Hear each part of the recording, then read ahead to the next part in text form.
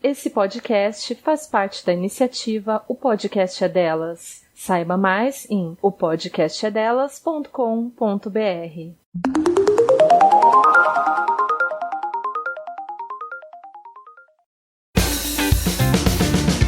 Esse podcast é apresentado por Toribá. Para outros programas, acesse toribacomunicação.com.br.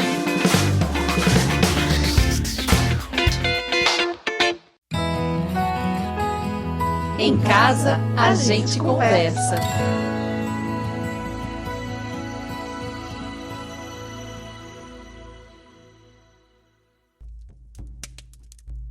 Se eu tivesse uma informação que eu tivesse que escolher para passar para o maior número de mulheres e todo mundo que tem uma vagina no mundo, seria essa, de que vaginas têm secreção. E que calcinha, por exemplo, existe para manchar mesmo. A calcinha existe para receber essas secreções. Então, existe toda essa cultura da higiene que a gente tem, né, e que cresceu com esse espaço através das inseguranças femininas, né, e a indústria da higiene convence a gente de usar, por exemplo, um protetor diário, né, e eu comecei a pensar, nossa, essa palavra protetor diário, é um protetor de calcinha. Por que que a calcinha tem que ser protegida das nossas secreções? Não seria a calcinha que deveria proteger a nossa pele do contato com a roupa?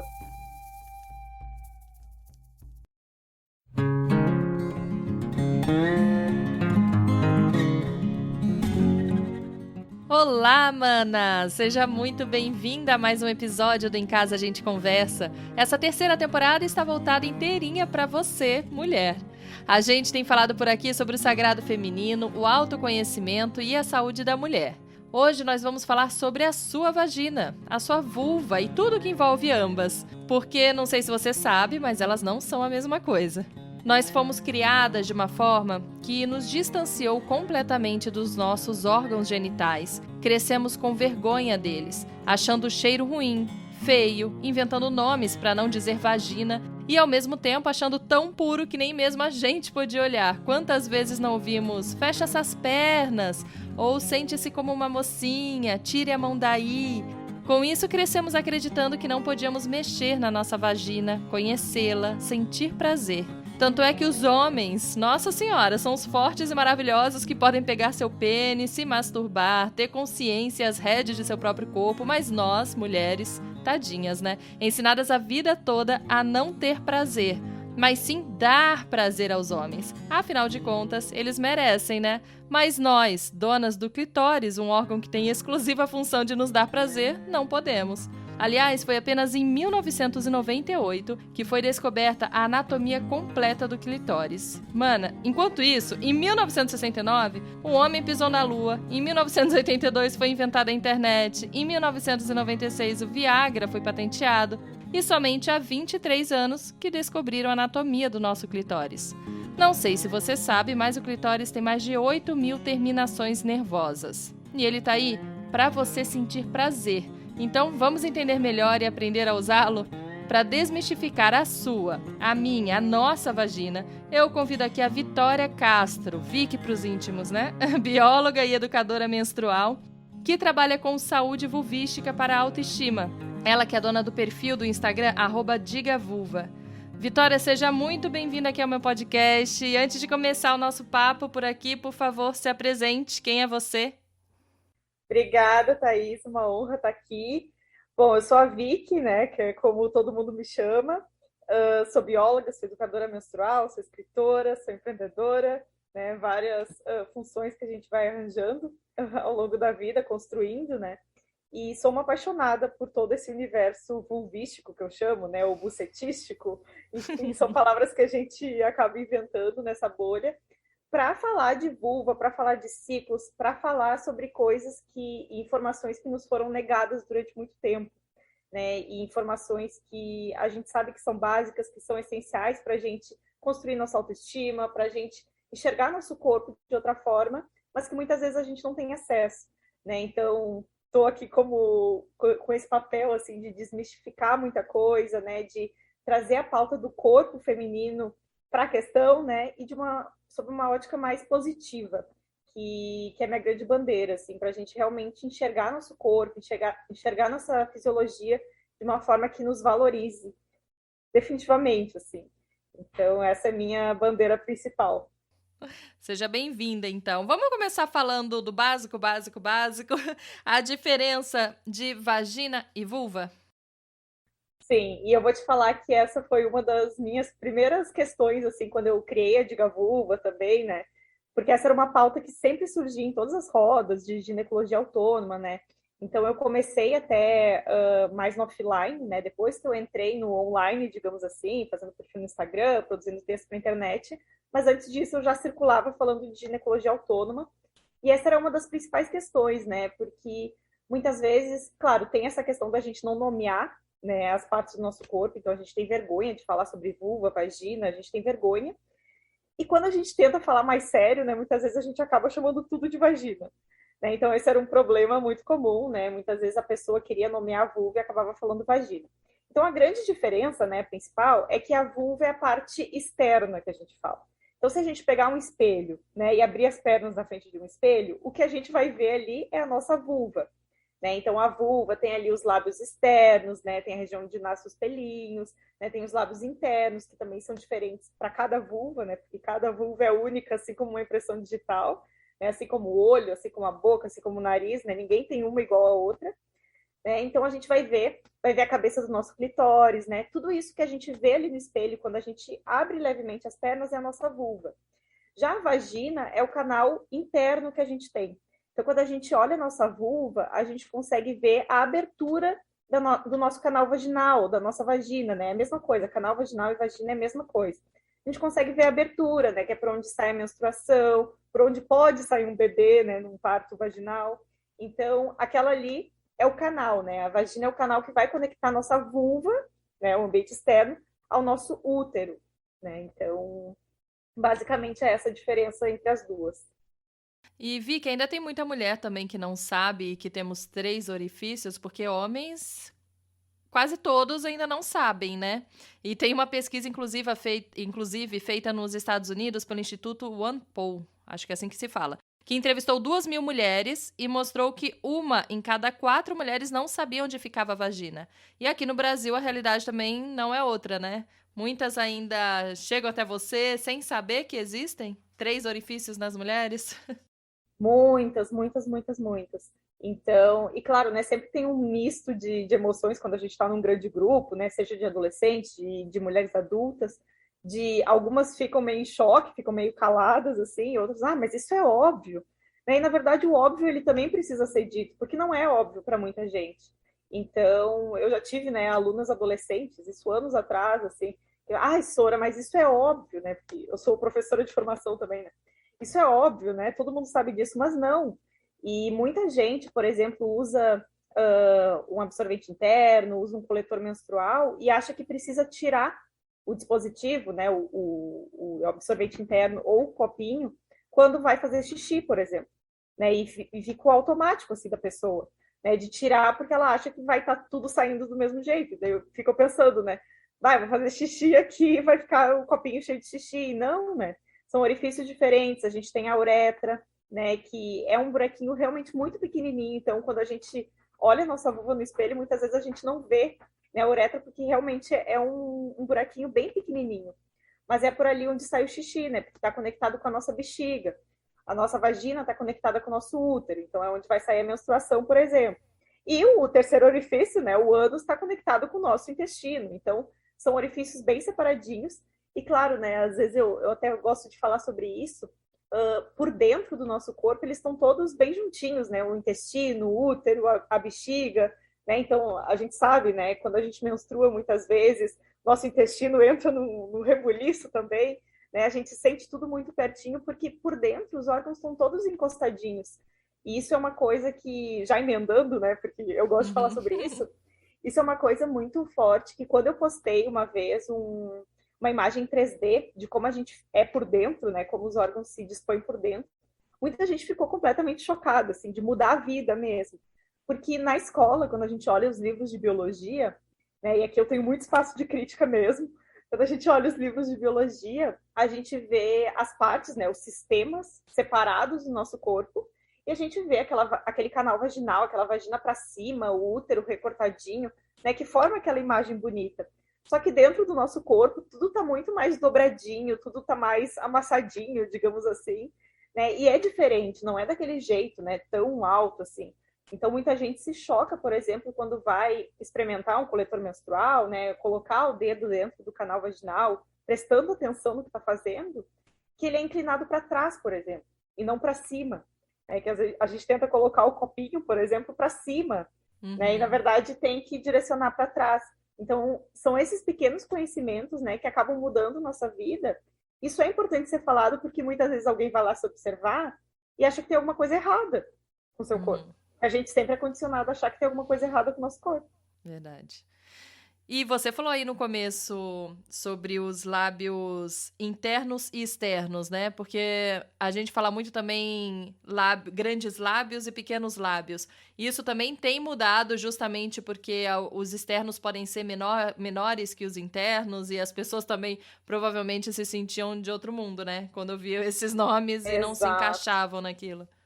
Exatamente, né? Então são pequenos ajustes no nosso vocabulário que eu acho que são muito mais inclusivos, né, e muito mais atuais também.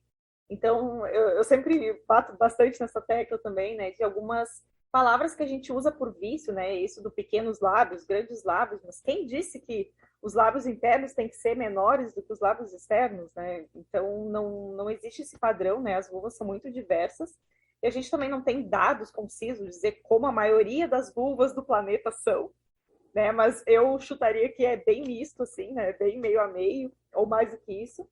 Mas eu acho que é legal a gente ir trazendo esses termos, até porque fica menos confuso, né? A gente saber, externo é o que está de fora, interno é o que é de dentro, né? Então fica mais fácil até da gente entender. Isso se estende para outras partes também do nosso corpo, né? Usando o exemplo, as trompas de falópio, né? Que foi como a gente aprendeu. E hoje em dia já se usa uma nomenclatura diferente, que é tubo uterino, que faz muito mais sentido do que trompa, né? E também não traz o nome de um homem que nomeou as partes, né, com o sobrenome dele. Então, a gente já tem outras ideias hoje em dia, né?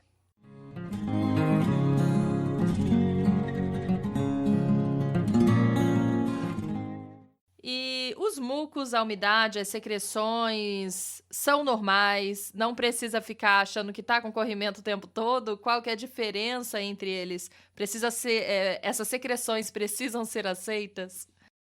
Precisam. Ai, Thaís, assim, se eu tivesse uma informação que eu tivesse que escolher para passar para o maior número de mulheres e todo mundo que tem uma vagina no mundo, seria essa, de que vaginas têm secreção. E que calcinha, por exemplo, existe para manchar mesmo. A calcinha existe para receber essas secreções. Então, existe toda essa cultura da higiene que a gente tem, né, e que cresceu com esse espaço através das inseguranças femininas, né? E a indústria da higiene convence a gente de usar, por exemplo, um protetor diário, né? E eu comecei a pensar, nossa, essa palavra protetor diário é um protetor de calcinha. Por que a calcinha tem que ser protegida das nossas secreções? Não seria a calcinha que deveria proteger a nossa pele do contato com a roupa? Então, é uma... Se inverte, assim, Faz toda todo a lógica, né?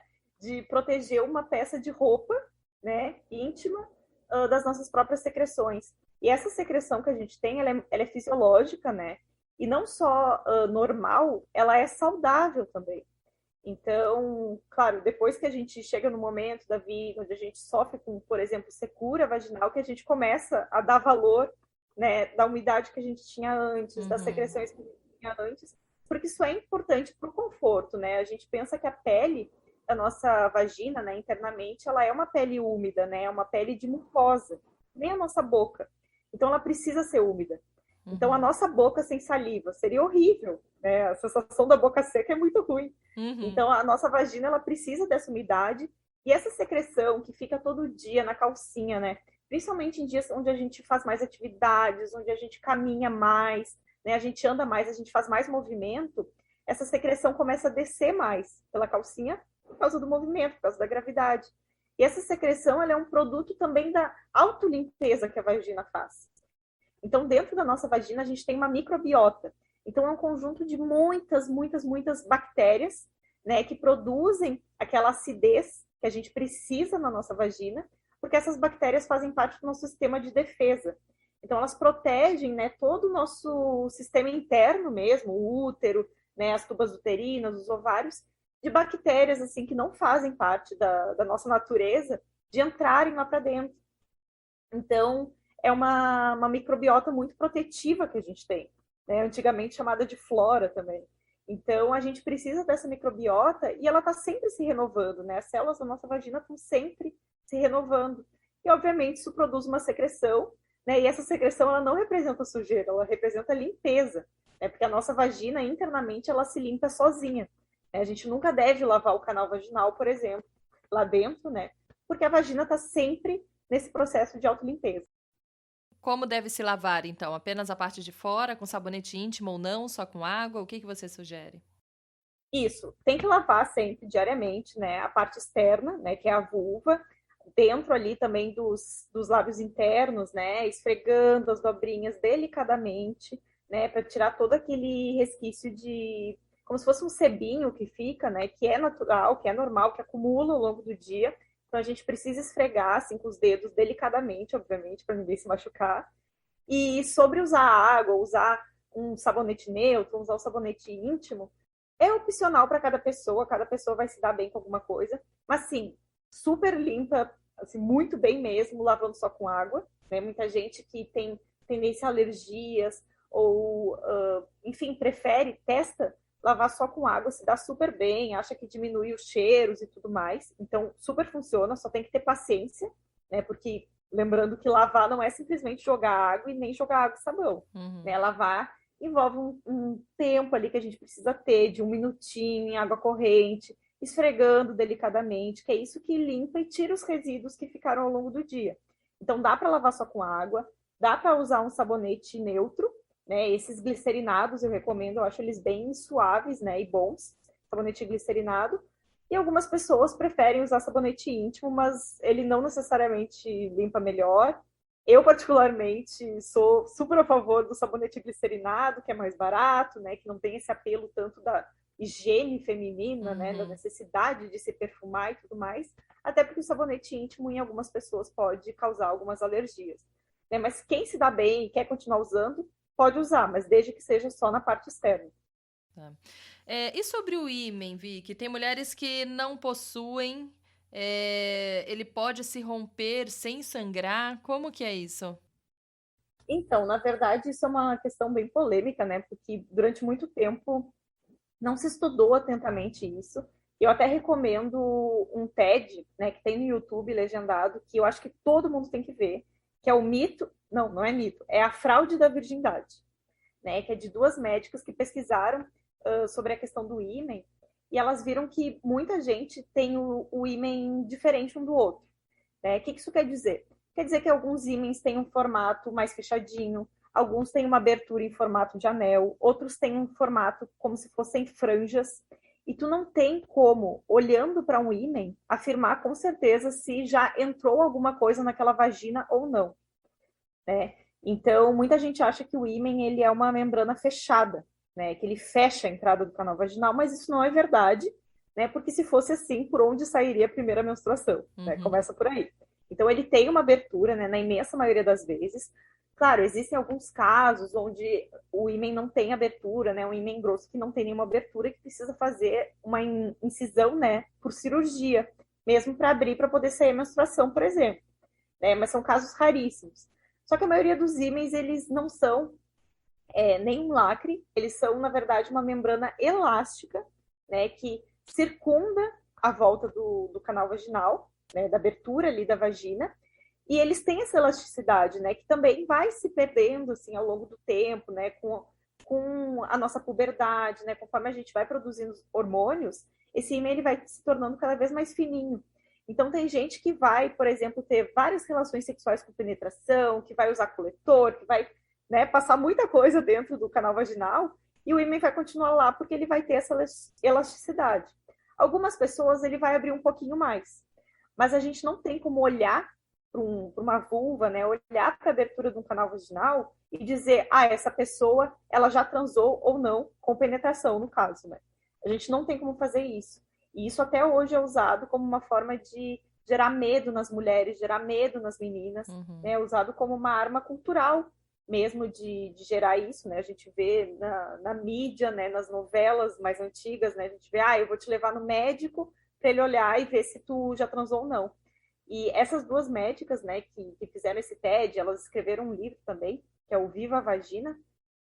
Elas viram que elas trazem um dado de uma pesquisa que eles analisaram, eu não lembro quantas exatamente, mas várias adolescentes grávidas, né? E viram que em pelo menos metade delas não dava para olhar para o ímen e dizer se aquele ímen estava rompido ou não. Nossa. Então elas estavam grávidas, né? Então alguma relação sexual elas tiveram. Sim. Então é muito interessante ver isso, porque durante muito tempo esse mito ficou muito forte. Eu acho que até hoje ele é muito forte, né? E eu li também que não tem terminações nervosas, então, portanto, o rompimento não causa dor, é isso? O rompimento do ímen não causa. Isso. Na verdade, em alguns casos também pode ter alguma terminação que passa ali, porque cada corpo é único. Mas, em geral, ele não tem terminações nervosas, ele é uma membrana realmente muito fininha, né? A maioria das pessoas se preocupa com seu ímen, só que se for perguntar para a maioria das pessoas que já tiveram o ímen ou estão com o ímen ali, elas nem sabem identificar onde que ele fica. Então é aquela coisa que todo mundo tem medo, mas ninguém sabe apontar onde é que fica exatamente, de tão pequenininho, de tão fininho que ele é. Então, o normal, né, é ele não causar dor, né? Em alguns casos, ele pode causar dor em algumas pessoas, só que isso é mais raro, né? O normal é ele não causar dor. E sobre o sangramento, existe toda uma polêmica em relação a isso, né? Eu já fiz várias enquetes também, já saíram alguns testes que fizeram, e sempre é mais ou menos meio a meio, né, entre pessoas que tiveram sangramento na primeira relação sexual com penetração e outras que não tiveram, né? E isso independe de sentir dor ou não, né?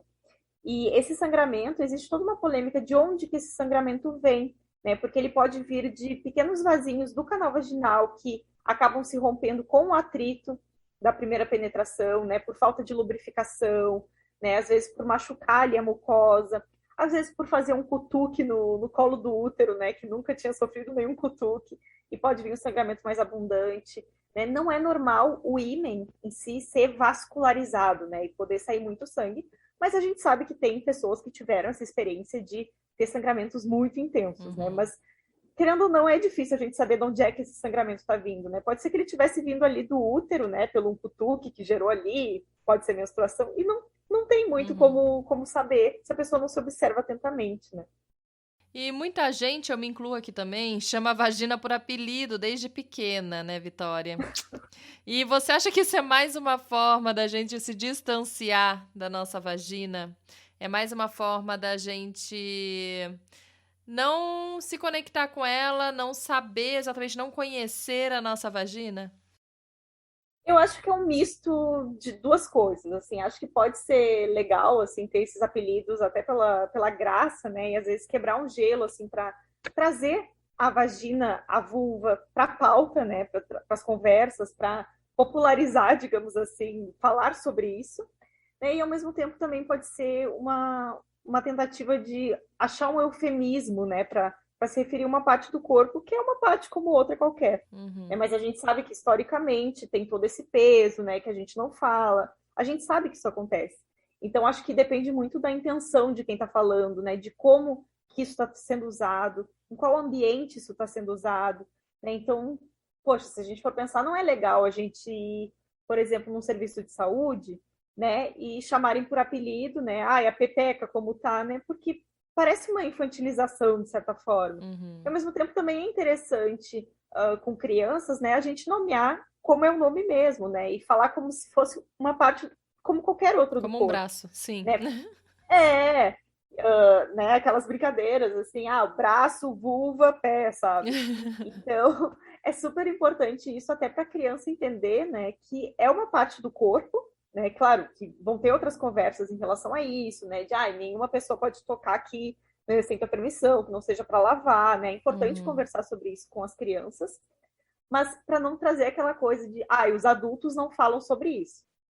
Então a criança já entende que aquela é uma parte proibida ou que ela deve sentir vergonha. Porque as crianças entendem tudo, né? Elas entendem essas subjetividades. Então, se a adulta em questão tem vergonha de falar vulva, tem vergonha de falar vagina, a criança automaticamente vai entender que aquilo ali é uma parte proibida, né? Que ela deve sentir vergonha de falar, de tocar, de pedir ajuda caso ela precise de alguma coisa, né? Então, acho que é importante a gente nomear pelos nomes mesmo. E é engraçado porque quando a gente fala do pênis, por exemplo, os apelidos que a gente ouve são sempre relacionados à grandeza, né? A coisa boa. Sim. E a vagina é sempre diminutiva, coisa delicada, coisa Inha. frágil, inha. E até uns nomes que às vezes conotam coisas nojentas, né? Muitas vezes, inclusive, como se o sexo feminino fosse definido pela ausência do órgão masculino. Então, assim, a gente ouve vários tipos de nomes. Eu já ouvi um tempo atrás, não lembro nem se foi um podcast que eu ouvi, elas falando sobre o nome barata. Falaram, eu desde pequeno chamo de barata. E aí elas trouxeram esse assunto justamente como sendo algo nojento, assim, como a pessoa, por mais que não seja esse objetivo, mas quando você liga, relaciona aquele nome a uma barata, você já cresce achando que é algo sujo, que é algo nojento, que é algo, né, inconscientemente. E aí, fora esses nomes também sempre no diminutivo, né, Exato. enfim. Isso é bem problemático, assim.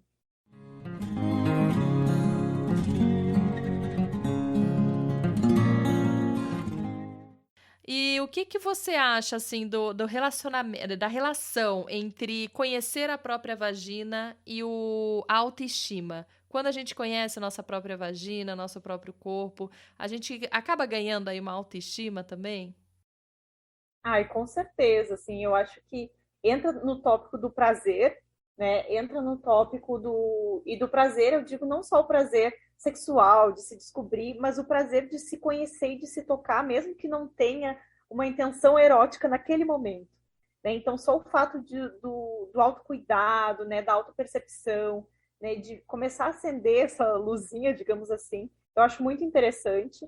E eu acho que é uma questão até de transgredir um pouquinho, né? Porque durante muitos anos foi algo negado, né? Foi algo que muita gente cresceu, né? Numa geração sendo estimulada, fecha as pernas, né? Não toca aí, esconde isso, né? Então, às vezes, a gente trazer isso para nossa prática diária, né? De se conhecer, pegar um espelho e olhar a nossa vulva pela primeira vez, muitas vezes, não importa em qual idade, né? Porque nunca é tarde para olhar a vulva pela primeira vez.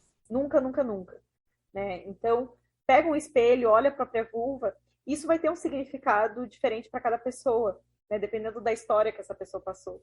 Então, se alguém teve vários traumas, né? Ouviu já alguma coisa negativa em relação a isso, muitas vezes o simples ato de pegar um espelho e olhar a própria vulva pela primeira vez pode ter um peso, assim, de transformação tão grande, né? De mudar o olhar sobre si mesma, né? De entender que aquele corpo está ali para nos servir.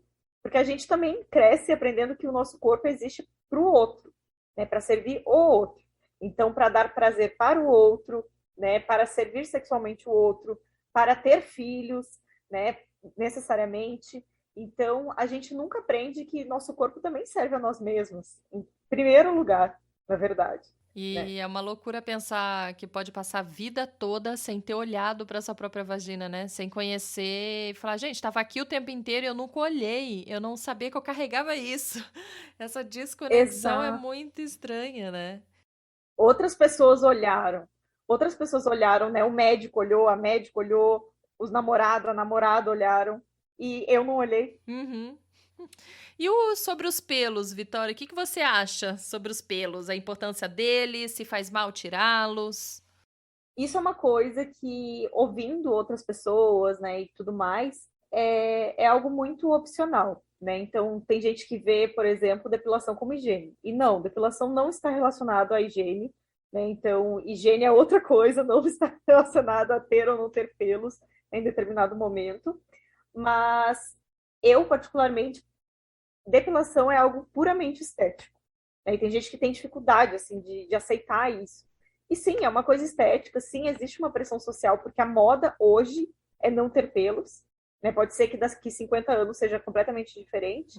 E eu sempre faço uma provocação, né? Que a gente diz, não, porque eu não gosto assim, não gosto com pelos, né? E tudo mais. Mas se a moda fosse ter pelos, e se a pessoa precisasse ter pelos para ser considerada gostosa, atraente, né, para ser uma vulva bonita, eu tenho certeza que toda esquina teria um salão de beleza com implante de pelos para colocar na vulva, sabe? Então, é importante a gente reconhecer que é uma coisa de moda também, né? Que a moda é cíclica, né? Que isso pode mudar e que os pelos carregam, né? Diferentes significados de erotismo ao longo da história, né? Mas para algumas pessoas, né? Pode-se optar por não ter pelos. Algumas vão ter algumas infecções oportunistas mais recorrentes, alguns desequilíbrios bucetísticos que eu falo, né? Pela depilação, outras não vão ter nada, outras vão se sentir incômodo com os pelos, vão sentir coceira, vão sentir mais calor e tudo mais. Então entra num âmbito de gosto pessoal. Né? Então, depilação para mim é algo estético, é de gosto pessoal, mas é importante a gente sempre refletir que nossos gostos pessoais, eles também são moldados pela sociedade que a gente vive, né? Ninguém está imune a isso. Sim. E quando a gente falou aí de pelo, eu lembrei até da parte, é uma coisa acho que muito mais profunda aqui, mas talvez pra gente dar uma comentada, da pornografia, que mostram sem pelos, a vulva rosinha e coisas ligadas à infantilidade, a um corpo de uma criança. Isso é um tanto pedófilo aí também, né? Muito problemático e felizmente, né, muitas críticas já surgiram em relação a isso, né? Eu percebo que muito mais gente vem tomando consciência sobre isso, porque era algo que não é falado, né? E que não é falado, tá óbvio ali na frente de todo mundo, né? A gente sabe que adolescentes estão tendo acesso, adolescentes e crianças, infelizmente, né? Estão tendo acesso cada vez mais cedo, né, a material pornográfico e acham que aquilo é sexo, né? Que aquilo é referência de sexo. Então, se a gente for olhar os dados também, já trazendo para esse ponto, a procura por cirurgias íntimas, né, cirurgias nas vulvas, né, no pênis não tem tanto assim, cirurgias na vulva e cirurgias específicas para diminuir tamanho de partes da vulva, né, porque ninguém faz cirurgia para aumentar. Por quê? Porque tem essa pressão da infantilização, do ficar pequenininho, do ficar menorzinho, né? Aumentaram muito aqui no Brasil. E aumentaram muito, inclusive, entre adolescentes. Inclusive entre adolescentes que nem iniciaram a vida sexual. Adolescentes muito novas, né, de 12, 13, 14 anos, sonhando com uma labioplastia para diminuir algum dos lábios da vulva. Né? E isso é muito problemático, porque mais antigamente, né, não se tinha essa procura muito, porque a gente não via outras vulvas, na verdade. Né? Tinha os pelos, né? A depilação não era tão recorrente, que deixava mais exposta ali visualmente. Não tinha tanta pornografia, não tinha tanta troca de nude pelo celular, que é algo que é bastante recorrente hoje. Então, ao mesmo tempo, isso que eu sempre chamo de uma faca de dois gumes, né? Ao mesmo tempo que a gente fala para as pessoas, pega um espelhinho, olha a tua vulva, né? A gente vê que mais meninas adolescentes estão fazendo isso também. Quando ela só tem a referência da vulva, do filme pornô, da vulva, de algum nude específico, elas podem olhar a vulva delas e achar que tem alguma coisa errada. Né? Então, fica essa faca de dois gumes. Olha a tua vulva, só que daí ela vai olhar a vulva dela e vai achar que tem alguma coisa errada. Sim. Vai achar que precisa corrigir alguma coisa. Muita gente, e isso eu acho mais cruel ainda, assim, muita gente vivia super de boa com a sua vulva, né, com o formato da sua vulva e tudo mais, foi em uma médica ginecologista, que muitas vezes faz cirurgias, vende essas cirurgias, e às vezes é a médica que faz um comentário que, assim, dilacera a pessoa, sabe? Critica o formato da vulva da pessoa. E a pessoa fica traumatizada com aquilo, e daí gera todo um problema, porque a pessoa, além de ficar complexada com o próprio corpo, ela pega, às vezes, trauma de ginecologista e para de ir no ginecologista. Porque a gente sabe que a longo prazo é muito problemático. Né? Então, acaba com a vida sexual dela, inclusive, né? Total, completamente. Completamente. E para resgatar essa autoestima, né, é complicado, porque a gente sabe que não é um ponto só. Mexe com algo que é muito íntimo, né? Você comentou das cirurgias, eu tenho dados aqui que eu gostaria de ler, que eu ia te perguntar sobre isso, mas foi legal você já ter trazido. O Brasil é campeão de cirurgias plásticas de vagina, segundo a Sociedade Internacional de Cirurgia Plástica e Estética. Em 2016, foram 25 mil procedimentos só no Brasil. O segundo colocado são os Estados Unidos, que realizaram metade, 13 mil procedimentos. No mesmo ano, no mundo todo, mais de 138 mil mulheres reduziram o tamanho dos seus lábios internos e 55 mil rejuvenesceram suas vulvas, ou seja, diminuíram a flacidez da pele e deixaram o canal mais apertado. Enquanto isso, nenhum homem reduziu o pênis em 2016.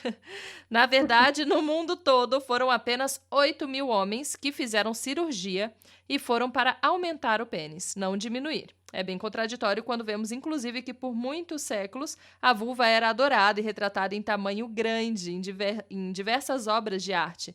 Na sua opinião, aí eu ia perguntar, né, por que você acha que isso acontece, então? Porque essas cirurgias têm aumentado cada vez mais. Então, você acha que pode ser por esses motivos de comentário de ginecologista, da pornografia, de não reconhecer a própria vulva em outras vulvas? Seria esses os motivos? Isso, né? Por verem mais vulvas hoje em dia, né? Porque se a gente for pensar, década de 80 e tudo mais, quando que a gente viu outras vulvas, né? Talvez a nossa família, né? Irmãs, mães, tias, dentro de um vestiário, né? E estava geralmente coberta por pelos, né? Então a gente não via muito, né? Era muito mais escondido, era muito mais proibido. Hoje em dia a gente acaba vendo mais em qualquer lugar. Se tem pornografia, em qualquer lugar se tem nudes de outras pessoas. Então a gente tem mais acesso a ver outras vulvas. Só que muitas vezes a gente não tem referências de como é a vulva da maioria. Né? E até tem alguns projetos bem legais, assim, que trazem desenhos de vulvas, né? Que as pessoas mandam desenhos das suas vulvas, né? O The Vulva Project, aquele que traz vários desenhos de diferentes formatos. E isso é muito importante, né? Porque é até engraçado pensar que já tinha falado isso, né? Para os homens é sempre o grande, o ão, e para as mulheres é sempre o inho, né? E na verdade isso é só imitação do que a gente tem como classe na sociedade. É que as mulheres devem se diminuir, né, para caber em algo, e os homens têm que ser grandões, né? Enfim, dominar tudo, ser grande, ser ão. Né? E aí faz cirurgia para apertar a vagina, mas o cara tem que ter o pênis grande, ou seja, onde tá aí, né, de encaixar o tamanho também, né? E outra coisa que a pornografia traz é exatamente isso, né, de ter pênis grande, que só se tem prazer quando o pênis é grande. Eu queria saber isso com você também, né, que na verdade apenas poucos centímetros já dão conta do prazer feminino, não precisa de um pênis grande, tem uma média aí de centímetros que seriam necessários para trazer o prazer para a mulher? Isso do prazer é muito, muito, muito individual, né? Muito pessoal, mas eu sempre brinco que cada tampa tem sua panela, né? Então, tem gente que vai preferir, por exemplo, né, para quem transa com pênis e tudo mais, vai preferir um pênis maior, um pênis menor, um pênis médio, né? Se a gente for olhar fisiologicamente, a sensibilidade maior do canal vaginal é no início, porque é a parte onde o clitóris, a parte interna do clitóris, porque para quem não sabe, né, o clitóris não é só aquela pontinha que fica para fora da vulva, aquilo é só a cabeça do clitóris, ele tem um corpinho, ele tem bracinhos, e esses corpinhos e bracinhos, eles abraçam a entrada do canal vaginal. Então, essa parte é mais sensível justamente porque tem terminações nervosas do clitóris ali dentro que estão circundando a entrada do canal vaginal. Mais lá para o fundo da vagina, né, claro, tem pessoas, como essas terminações nervosas são muito únicas para cada pessoa, tem pessoas que vão ter alguma sensibilidade no fundo do canal vaginal e tudo mais, mas é sempre importante a gente lembrar que a vagina ela evoluiu como um canal de parto. Então a vagina ela não pode ter tantas terminações nervosas quanto um clitóris, por exemplo, quanto a vulva, por exemplo. Porque senão parir seria algo impossível, insuportável, impossível. Então, a vulva ela tem menos terminações nervosas, né? A vagina tem menos terminações nervosas internamente, né? Na mucosa, mas é sempre importante lembrar que o clitóris ele está abraçando o canal vaginal no início. Então, se a gente for usar um brinquedo, né? Um sex toy, alguma coisa, a gente pode perceber que a gente vai ter mais sensibilidade ali na entrada do canal. Então, acho que isso é um ponto que vale muito a pena perceber, né? E quando você fala de sentir prazer com a penetração, Até a penetração tem a ver com o clitóris, no caso, por conta dele ficar também dessa parte interna dele. Então, sempre tem a ver com o clitóris. Sempre tem a ver com o clitóris. Porque, gente, ele é um órgão muito completo, né? Ele é cheio de terminações nervosas. E quando a gente está excitada, o nosso clitóris ele enche de sangue, né? E ele aumenta de tamanho. E ele fica duro, né? Porque a matéria-prima, né, que produziu o clitóris é a mesma que produziu o pênis, né? Então, eles são compostos pelos mesmos tecidos, né? Só que em formatos e estruturas completamente diferentes, né? Cada um evoluiu para um caminho diferente. Então, o nosso clitóris ele reage dessa forma e a gente consegue estimular o nosso clitóris também por dentro do canal vaginal. Tem gente que vai conseguir estimular as terminações do clitóris e ter muito prazer e ter muitos orgasmos através do estímulo anal, por exemplo. Né? Tem gente que vai ter mais sensibilidade através do estímulo na vulva, na parte externa, né? Outras pessoas vão ter mais prazer na cabeça do clitóris, né? Então, depende muito de cada pessoa. Isso é bem individual mesmo, né? Porque cada pessoa tem uma rede de prazer. Então, dá para fazer um paralelo com essas redes, com essas terminações nervosas, que é como se fosse a raiz de uma árvore. Então, se a gente for olhar as raízes de qualquer árvore que a gente passa na rua, a gente olha as raízes, nenhuma tem as raízes exatamente iguais umas às outras. Uhum. Tem umas que vão ter uma raiz mais para um lado, outra que vão ter uma raiz mais para o outro. Nenhuma raiz é perfeitamente simétrica, digamos assim. Então, se a gente for olhar as nossas terminações nervosas, é basicamente a mesma coisa.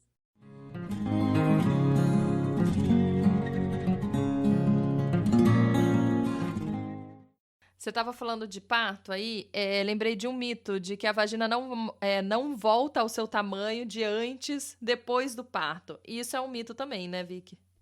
Sim, é um mito. A vagina é um canal super elástico e ela retorna, e é muito comum a gente ouvir relatos, né, de mulheres que pariram há pouco tempo, né, ou há 1 ano, 2 anos, de que elas se sentem mais apertadas até depois do parto, né, que também tem a ver com os hormônios, né, do pós-parto, digamos assim, né, da amamentação, né, que deixam a vagina mais sequinha, né, a prolactina, ela impede a lubrificação natural também, né, então tem esse período, e muita gente sente que fica mais apertada, né, porque a sensação de apertamento, na verdade, não é só pela musculatura, né, que tem nesse primeiro terço do canal vaginal, é também pela questão da lubrificação, né? Tanto que vários cosméticos, né, que se vende por aí para apertar a vagina, para apertar o canal, na verdade, são produtos adstringentes, né, que aumentam o atrito, que podem até machucar a mucosa, porque eles ressecam. E é isso que dá a sensação, né? Porque dá uma sensação de dor, de ressecamento, porque ele está só ressecando. No caso, só a mulher sente, então, que apertou, entre aspas, porque o homem não vai sentir essa diferença. Às vezes ele pode sentir porque ele vai estar seca, mas às vezes pode até machucar, né, o pênis dele também, entendi, por conta disso. Né? Então é muito contraditório. Você estava falando da lubrificação e eu lembrei também, além do pós-parto, né, as mulheres, quando ficam mais velhas, também vão perdendo essa lubrificação, né? Isso tem a ver com o hormônio, é isso? Isso, porque a nossa lubrificação ela está bastante relacionada ao nosso hormônio estrogênio. Né? Então, os bons níveis de estrogênio, né? Claro que tem muitos outros fatores envolvidos. Só que depois da menopausa, né, depois do nosso último ciclo menstrual, digamos assim, os nossos níveis desses hormônios femininos, né, estrogênio principalmente, a progesterona também, eles caem, né, porque a gente não está mais tendo nossos ciclos menstruais para produzir esses hormônios. Então, isso entra também no aspecto do ressecamento vaginal, né, que é um dos efeitos colaterais mais chatinhos, assim, de lidar, mas que hoje eu sei que a gente já tem mais opções de produtos, né, que são mais agradáveis, né, que são suaves para usar dentro do canal vaginal, para trazer essa maior sensação de conforto com a lubrificação, né? Então, existem hoje produtos para auxiliar nesse sentido. E Vicky, quais as vantagens de exercitar a vagina? E como podemos fazer isso? Então, essa é uma questão até, juro para vocês, que é polêmica, né?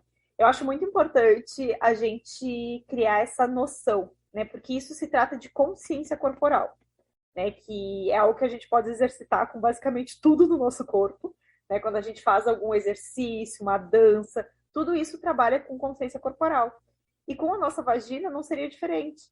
né? Então, pensando que a gente tem uma musculatura que, na verdade, não é só da vagina, na verdade, é a musculatura do assoalho pélvico inteiro. Então, ela abrange tanto a musculatura que vai pegar ali a ponta da bexiga, da vagina, do ânus, né? É como se fosse uma plataforma, porque é assoalho pélvico, né? É uma plataforma muscular que sustenta também todos os nossos órgãos do abdômen. Então, essa musculatura, justamente por ser uma forma de sustento, pensa, a gente passa anos, né, com a gravidade, né, empurrando assim para baixo, nosso peso, né, gestações, esportes de impacto, né, tudo isso vai fazendo força contra o assoalho pélvico, né, vai pressionando esse assoalho pélvico e com o tempo ele vai enfraquecendo, como todos os nossos músculos, na verdade, toda a nossa musculatura com o tempo vai enfraquecendo. Então é importante a gente exercitar, né, para ele se manter forte e principalmente funcional. Então, quem é especialista nessa área são as fisioterapeutas pélvicas, né? É uma especialidade da fisioterapia que trabalha com disfunções, né? Muita gente que tem dor nas relações sexuais, muita gente que tem perdas urinárias, né? Isso não é coisa de gente que já está mais velha, não. Tem muita menina muito jovem, de 20 anos, tendo perda de xixi, né? E nunca é normal perder xixi, por exemplo. Então, quem tem esse tipo de disfunção, né, que se chama, de perda de xixi, né, de dores nas relações sexuais, é muito bom consultar uma fisioterapeuta pélvica, né, porque geralmente são questões que se conseguem resolver com exercícios íntimos, né, que passam também dessa consciência corporal. Porque não adianta muitas vezes a gente só tentar fazer o exercício, né, tentar fazer a contração, né, de contrair, relaxar, os exercícios do pompoarismo, por exemplo, se a gente não sabe onde que está essa musculatura.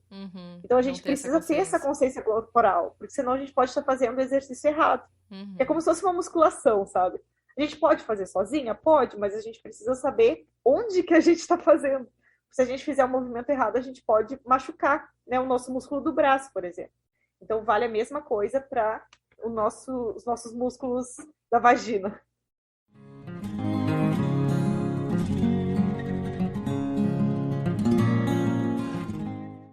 Vicky, vamos para a dica da semana? Eu sempre pergunto uma dica de um filme, um livro, uma série, algo que você queira indicar aqui para quem esteja nos ouvindo, sobre o assunto ou não. Se for sobre o assunto é legal também. Ai, que difícil.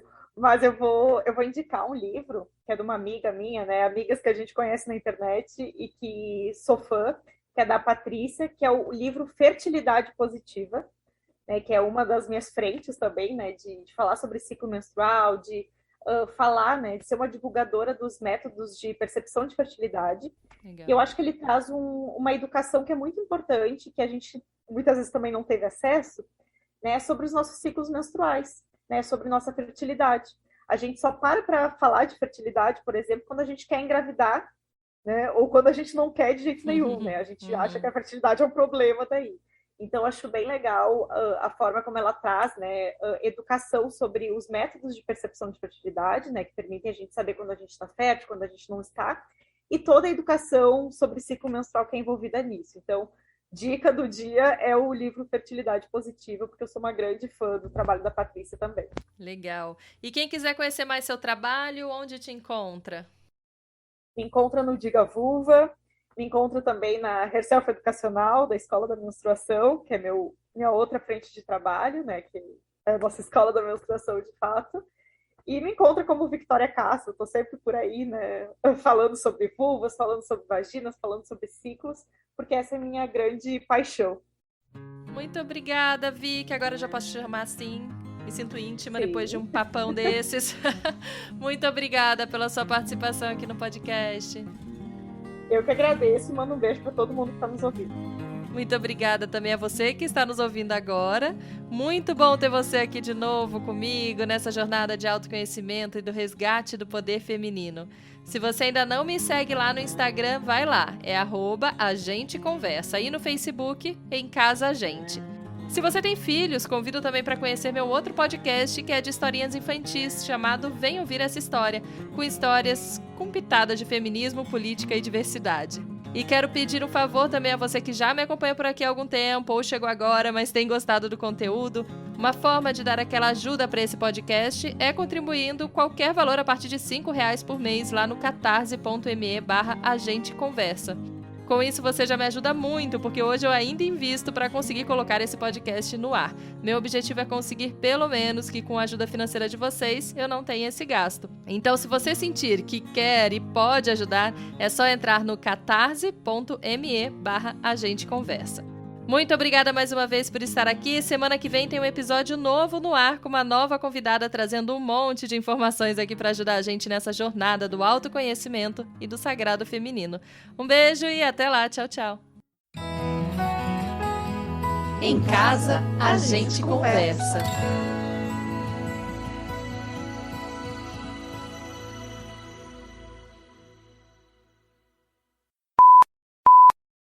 Você ouviu um programa participante da rede Podcast é Delas, uma iniciativa que fornece toda a infraestrutura necessária para mulheres hospedarem e publicarem os seus podcasts. Para fazer parte, entre em contato conosco através do site opodcastadelas.com.br ou através das nossas redes sociais, como @opodcastadelas.